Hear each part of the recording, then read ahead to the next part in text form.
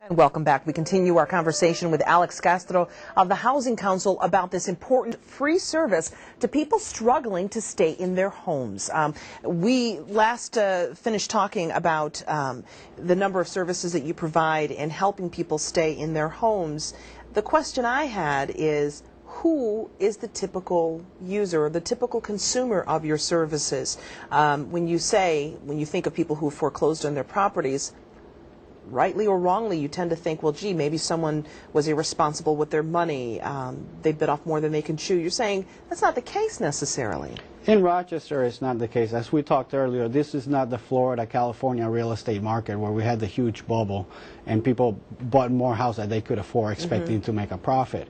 Rochester has been a pretty steady real estate market. So the people that we see really in the foreclosure prevention program are individuals who have lost jobs, have lost income. By that I mean they used to work overtime or the hours were reduced and now they're not able to bring in as much money. Which is, for a lot of people, a big reality. Right. If they haven't lost their job, the ones that have the jobs are now finding that they're not being paid for as many hours, or some of their benefits are being cut. Or found another job, but the other job does not pay as much as the previous job. Sure. So what we're seeing is that we're not seeing foreclosures on the first-time home buyers individuals. We're actually seeing foreclosures on the individuals that have owned their homes for many years, and now because of the economic times are really being hit hard. You mentioned medical bills. Big reason a lot of these people get in trouble, right? Correct. I mean, what we see is the top three reasons why people come to us are loss of income, loss of job, and medical bills.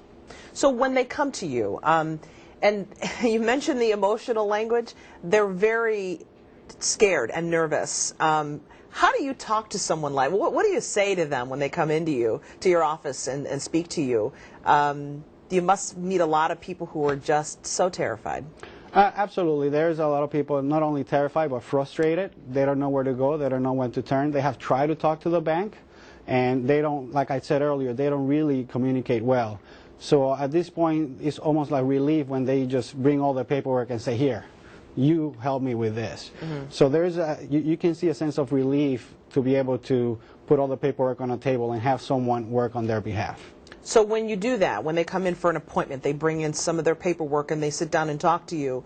How soon after that initial meeting do you work out something with the banks? I mean, does it take perhaps a month till you finally get things on an even level now? It depends on the lender. It depends on the individual situation. It depends on the income of the individual, how much they owe, how many months are they behind, and that's what we like for people to come to us as soon. Even if they haven't fallen behind, but they think that next month they're about to fall behind, call us to make an appointment, because there may be something that we can do before we even get to that point. Even that early? If you even think you're going to start falling behind, give a call. If you think that this month you're going to start falling behind, or you're going to have to take some money to pay our G&E, for example, as we come closer to the winter, that's the time to call us. Do you find that the help that you give spikes this time of year, maybe, with the holidays coming? Or in your experience, have you seen that or have you not? We have tried to look for trends, and we actually haven't been able to find many trends. Usually our busiest months was September, right after school start.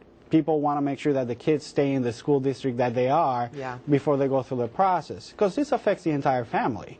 This is not only the homeowner, but it affects the kids, it affects the school performance, it affects even the neighborhood if a home is foreclosed. So the cost of a home foreclosure extends beyond the family.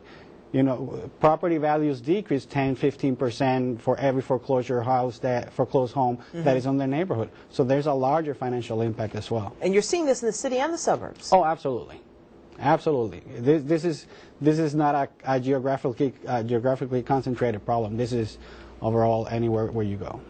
It's impressive that you hear about this service and it's free, and of course you say you're funded by the United Way as well, and you're HUD approved, right? We're HUD approved. We're funded by the United Way, HUD, the City of Rochester, Monroe County, New York State Banking Department. So that's why we're able to provide this service for free.